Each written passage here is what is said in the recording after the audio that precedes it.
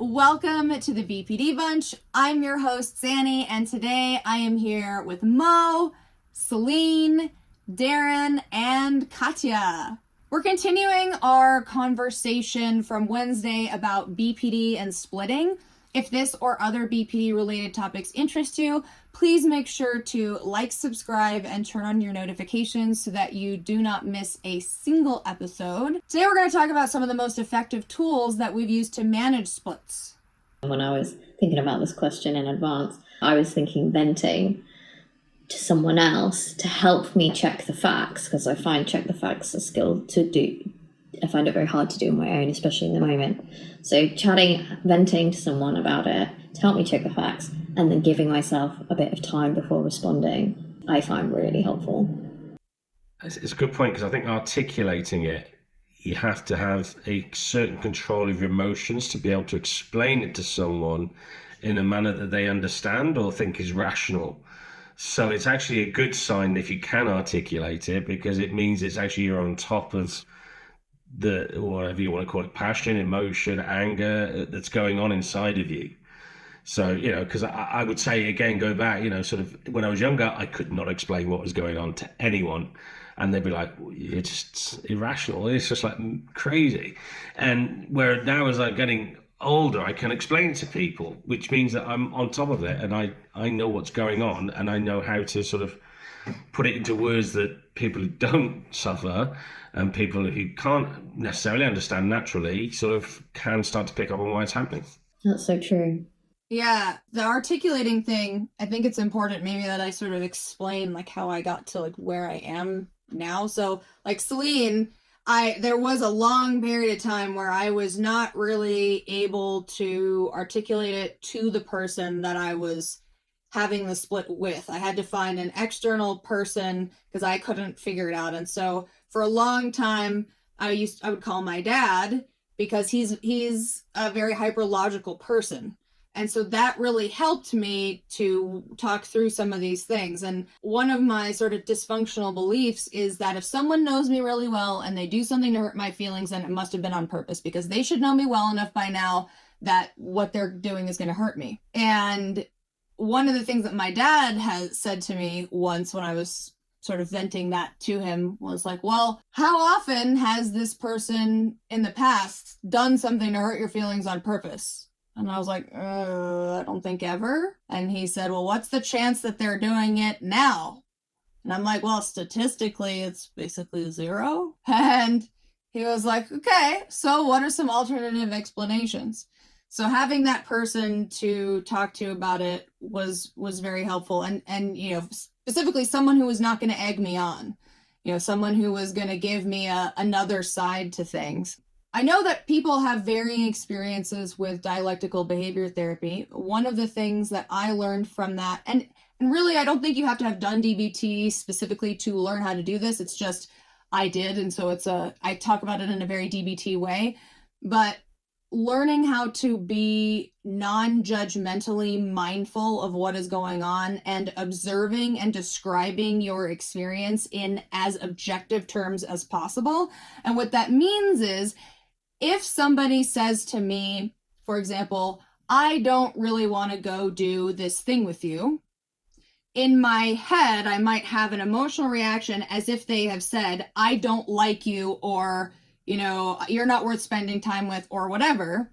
But I try to redirect my description of what's going on to, this person said these words specifically, and this is my interpretation of that, and separating those things out. And if I, in my head, think, oh, someone's being a jerk, I try to reframe that. And what does that mean? I try not to use judgmental language, because words like jerk, number one, have different connotations to different people, because we all have sort of different definitions of what falls into jerk. But also, I have a very intense emotional reaction to the word jerk, and I'm kind of unilaterally defining someone as this thing. And instead, I try to stop myself and go, okay, this person said they do not want to do this thing with me. And I try to step away from, oh, they're a jerk because they said this thing. It's like, well, they said this thing. So then when I'm articulating my experience, I'm trying to describe it in as objective terms as possible, which doesn't mean that I'm not going to explain my emotions.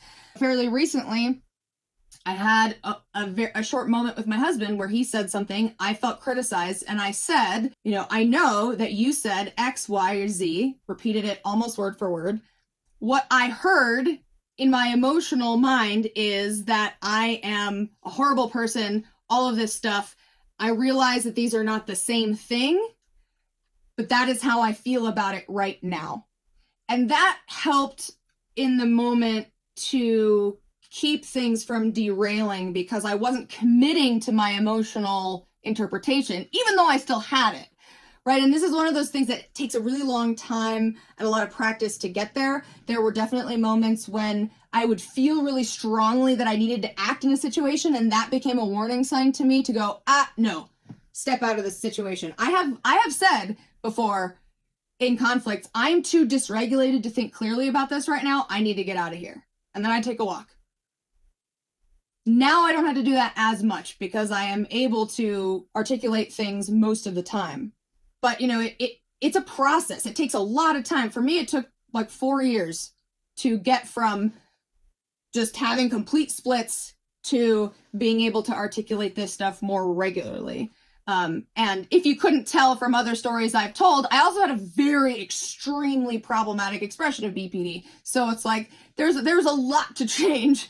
I think you've got an interesting point there about the logical side, though, having somebody who, if you are going to articulate to, and if you are going to vent to or whatever, if they are more from, let's say, a science fact-based world than maybe our more creative, passionate type world, where you can just end up egging each other on. Somebody with that logical reason background is just going to sort of do that very simple response of, what are the chances that's actually the case? I mean, it amazingly takes the edge off a lot of things. So maybe we should all just date scientists. So I think for me, recognizing the fact that I do put people on pedestals and have those unrealistic expectations led me to do a little bit of soul searching, really, to work out what it was that I saw in other people that was missing from me, and then working on developing that. And I think also just realizing that other people are human beings, they do have flaws. I needed to really humanize people rather than thinking this person is like God, they are amazing, they'll never do anything wrong. And then because people are human and they do things that are wrong, not realizing that that's actually a flaw within their entire character. It's just normal human behavior to err. And I think that that's really helped stop the splits, because I've looked at it from the other side. So it's not necessarily the split itself that's a problem. It's the way that I view other people. And I think not being at the mercy of my own emotions, as narrow as that bandwidth is, I do have them. And I think that, especially thinking back to the example that I gave earlier, it's thinking ahead to the consequences of splitting on somebody. So yes, I was young at the time. Yes, I didn't have much experience of the working world. And I think that now, if I was in that situation, I would be more proactive in doing something to resolve that situation, because looking back, it could have actually ended up so much worse than it did, because it could have resulted in poor references, word of mouth saying that I got a poor work ethic, and those are all things that arose from the split. So I am a lot more mindful of that now. But I also find that one of the things that's most effective for me personally is actually something that my friends with BPD do to me and then I do to them, which is ask the question, are you in a place to receive this feedback? And it sounds really formal, but actually it makes me consider my own state of mind. So if I am feeling paranoid, or if I am feeling particularly sensitive to criticism or abandonment, I can let that person know that maybe now is not the right time to give me that information, or to at least consider how it's delivered, because it's likely to result in a possible split. So I think that gives me a bit of responsibility and ownership of the situation. And it can be just a really effective tool to just avoid a complete split altogether. So I'm really glad that you brought up the pedestal thing, because I think one of the things that helps me with splitting is, we tend to think of splitting, even though it's like both positive and negative, we often think about how to manage like the negative splits. But I think one of the ways that I've also avoided having more negative splits is not idealizing people as much in the beginning, because I used to just completely ignore red flags. And I would spend a lot of time with people who did legitimately really hurt my feelings and would lead to splits. So I was in this on again, off again romantic relationship in which I treated the other person really horribly, and I ignored all the red flags in the beginning that showed me she was not a reliable partner in the first place. And so I think what's really helped me is being more conscientious of the people that I spend time around, and not idealizing, dysfunctional people in the first place. Because when I surround myself with people who do not treat me like garbage, I have fewer reasons to split and be upset with them. So a show that I quote from far too much, and I would highly recommend anyone BoJack with Horseman? BPD watches BoJack Horseman. There is a quote that is very relevant here, which is, if you look at someone with rose-tinted glasses, red flags just look like flags.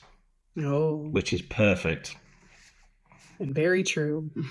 Thank you, everyone, so much for watching. We hope you got a nugget of wisdom to take with you on your journey. Please make sure to like, subscribe, and turn on your notifications so that you do not miss a single episode. We have a Patreon with more behind the scenes and extras, so if you love the show and want to see more, please consider supporting us. Patreon.com/thebpdbunch. We'll be back on Sunday for a fun brunch episode, and next week on Wednesday, we'll be starting a brand new topic. So we will see you next time.